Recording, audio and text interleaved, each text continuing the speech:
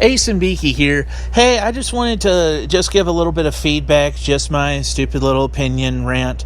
I've noticed I did a little check-in on the culture war just to see what was going on, and I guess at the end of the day I felt like it was more of the same. Concerning the culture war, that tends to be not exclusively, but more or less between an older way of thinking and a new way of thinking. An older way of thinking that has more common sense and isn't always as bad as the newer way of thinking says it is, but it can be very vicious and corrupt. And a new way of thinking that wants a better world, but it's often childish and crazy and winds up being vicious by just being so damn puritanical and having a very immature take on morality. Basically, the far left SJW, Hollywood, and feminazis being the latter, and the first kind of being the fan reaction that seemed to be more influenced by baby boomers and neocons, and both sides have been infiltrated by their extremists. The left is more open about being a milder version of communism, while the right tries to stay away from fascism openly, but it seems to tolerate members that show hints that they may be crypto-fascists. Because the right wing doesn't want straight-up fascism, but if the right wing feels desperate, it may make a temporary alliance with small groups of fascists that they can control and have plausible deniability with. And it would be kind of like if somebody who was against conjuration in Skyrim tried to conjure a demon while hiding behind a bush and hoped that the demon would do damage but ultimately be killed so that it couldn't be traced back to him. Basically, the right wing is being infiltrated by crypto-fascists, and the right wing doesn't, the Republicans and the Libertarians, they don't want what fascism is, because that's big government and that's all over the place. But I think they're feeling that it's like, okay, maybe even though we claim to be paladins, maybe we can use a little bit of conjuration magic to conjure a demon to attack the other side just to weaken them up a little bit. They'll kill the demon because we don't want the demon to survive. But whenever you open up that doorway, the demons have a way of taking over. I mean, if this was Skyrim and you were trying to model yourself off of a paladin from WoW, and you say, I'm a Christian, I'm a Republican, I'm a conservative, I believe in the free market. So you would think that would be like an Imperial or a Nord with good speechcraft that basically, was a warrior with a lot of restoration and alteration and basically lived a reasonably good lifestyle so as not to be corrupted. Or maybe a ranger that had paladinistic traits because they're a bit more chaotic. But the thing is that they've gotten their hands dirty with, something that is absolutely evil, but they think that they can kind of control it to basically be something that they will conjure just enough of to fight the enemy, but it'll die, and then they'll finish off the enemy on their own. And the thing is that I have to say to that, conservatives, I'm sorry, conservatives. I know that a lot of conservatives aren't straight up fascist, but in these times, economic instability leads to a lot of people resorting to racism, reactionaryism, and revolutionary thought. Because a lot of people, whenever the status quo isn't holding its side of the bargain up, a lot of the people on the right both sides actually, will be tempted to point fingers, and that can lead to racism. And whenever it comes to the economics, the reaction, whenever it leads to economics, and that it kind of leads to people wanting a form of authoritarian socialism that supports them. So the right wing will move towards fascism, and the left wing will move towards Marxism. And the thing is that whenever I see the culture war between the feminists and the fandom as just kind of like a silly little cat fight on the internet, I can be tempted to favor one side over the other, but my advice to you concerning this culture war, don't pick sides. Favor a side if you must, based on points, but focus on what's right, not who's right. Avoid being a revolutionary, avoid being a reactionary. see yourself as like a good citizen that, can be a freedom fighter for what's good, but also can be for law and order for what's good, because you want to maintain that which is good, but you also want to bring about necessary change. You want to have the old wisdom and the new. Neither side is completely perfect. Both sides have their authoritarians, their regressives, and both sides are kind of negative. They bring up good points.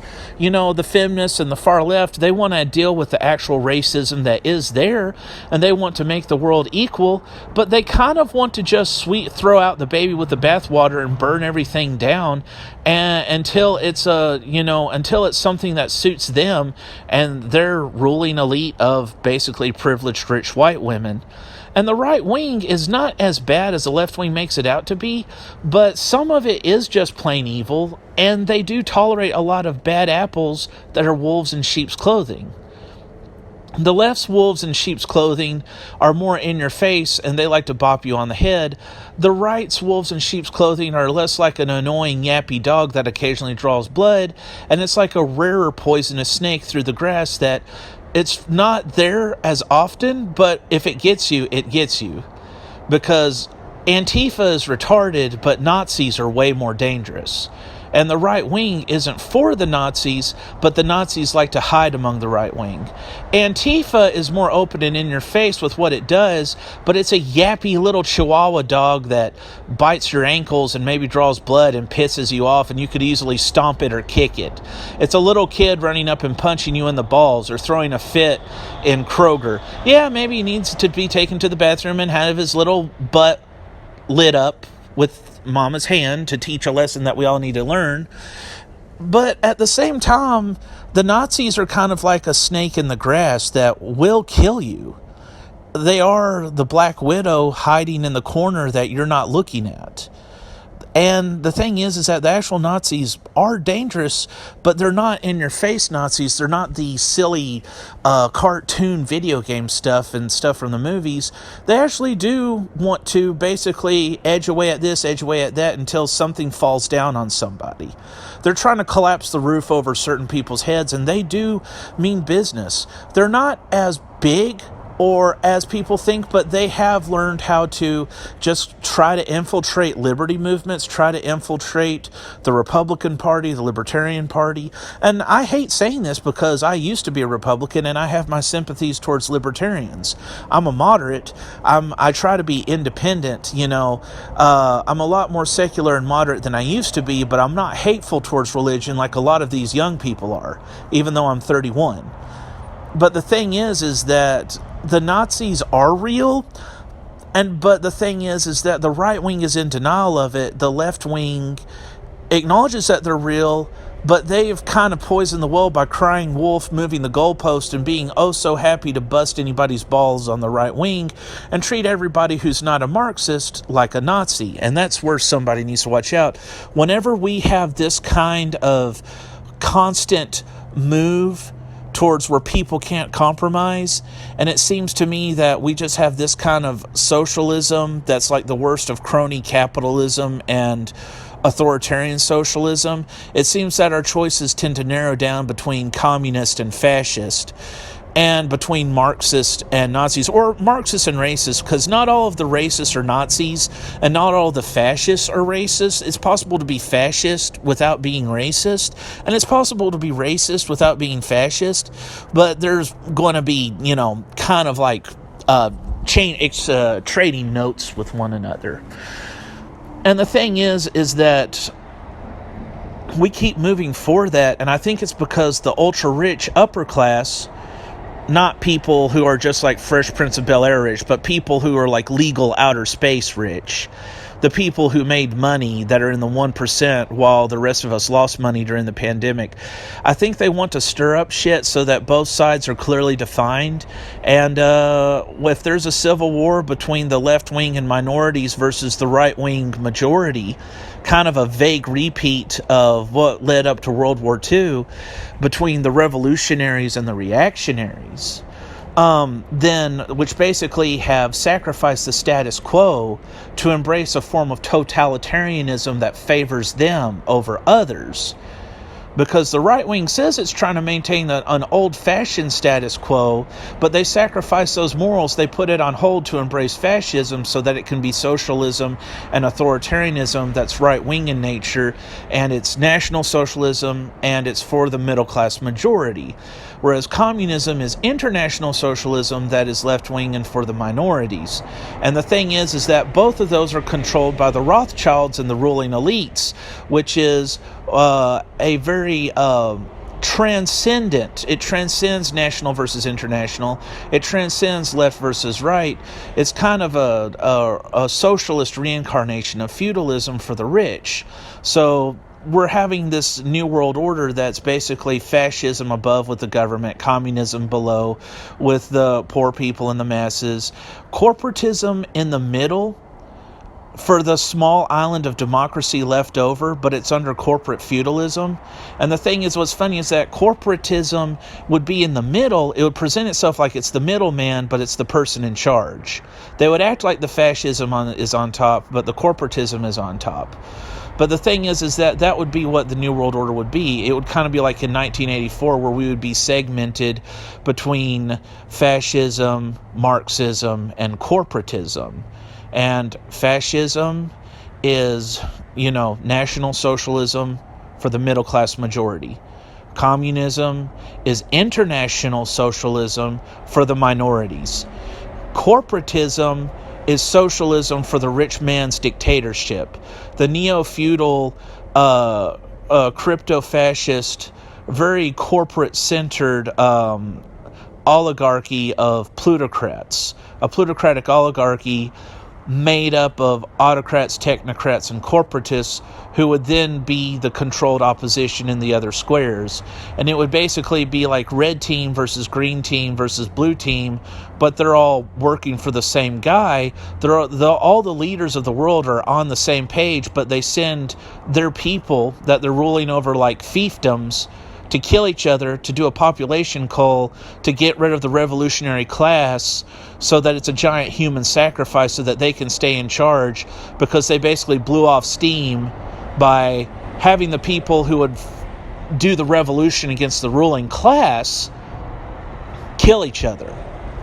That's why that a lot of these wars, like during the European stuff, they would just march them up and they would shoot each other until they all died and have mass casualties. And they said, don't shoot the officers, but please shoot the civilians. Well, that's because it's about a population cull, and the officers might be part of that ruling class that may not even be completely fucking human.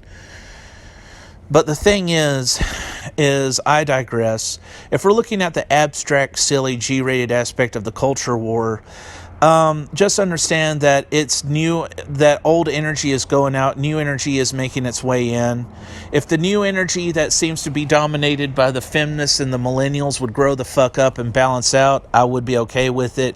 If the old energy that was kind of like the baby boomers who didn't realize that the Reagan era was over, stuck around but learned some compassion, I'd be okay with it.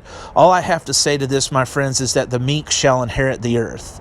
And the meek don't mean weak. They may look weak, some of them may even be weak, but meek doesn't mean weak.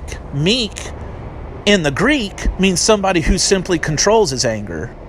You could be Rambo, you could be Conan the Barbarian. Somebody we stereotype as meek as like somebody who's Casper Milquetoast. And even though they might look like that, somebody who's meek usually has a lot of restraint and self-control. They have mastered their anger. Ned Flanders sometimes comes off as like a milquetoast, overly meek guy, and sometimes he is, but considering that he's really muscular and he could really hurt somebody if he wanted to, Ned Flanders is the Greek definition of meek, which means a gentleman who simply controls his anger. At least the earlier versions of him that weren't so, Flanderized, weren't so silly. So, what I have to say to you is this culture war, it's going on. I listen to people like Geeks and Gamers and Just Some Guy, and I think a lot of them have a point. If they keep a cool head, if they don't prove the SJWs right by being racists or bullies, And if they don't become what they hate, which would be a CJW, which is basically like the right-wing version of everything that's wrong with the left's SJWs. And the thing is that I think just some guy is good at treading water. Geeks and gamers, I don't agree with them on everything, but they seem to be at least treading their water somewhat. But if I can just kind of take a look at a lot of the people, there's a saying that, like, if you hate, you become what you hate, you become what you fight. He who fights monsters must beware that he doesn't become one. And even Ron Paul, who's a libertarian that usually aligns with the right, he's even called out oversensitivity and political correctness on the right wing's version of political correctness. The right wing's version of political correctness is patriotic correctness. You can't criticize the troops or the military or the police. And instead of being social justice warriors, they are culture justice warriors. They become xenophobic and see everything that doesn't align up with baby boomer neocon insanity as automatically Marxist SJWs with their political correctness and their cancel culture crusaders. And the thing is that I have to say about this is the meek shall inherit the earth. The older generations, the people in charge, are too busy fighting. Whenever you meet people out in the street who aren't too far gone, we're more harmonious than you would have us believe. If mommy and daddy are going to be extreme and crazy, hopefully their kids will learn from their mistakes and we'll get a more balanced view on things, because they're out of balance. That's why they're fighting so hard. They're fighting so hard because their hearts are farther and farther away from each other. They're having a divorce of sorts, and so that's why they always scream and yell and that they can't stand each other. So, let the revolutionaries and the reactionaries, let the racists and the Marxists basically fight it out of one another, and then the rest of us will hopefully be the meek people, be the well-rounded people who will inherit the earth. Take the gems, leave the dirt. Eat the meat, leave the bone. Eat the apple, leave the core. That, open the gift and throw away the wrapping. That we will figure out what mommy and daddy were right about and what they were crazy about, and hopefully it'll be a sad day, but whenever they exhaust themselves out, hopefully the sane people will have inherited a new world that they can start to rebuild and get shit done. Anyway, this is Ace and Beaky, over and out.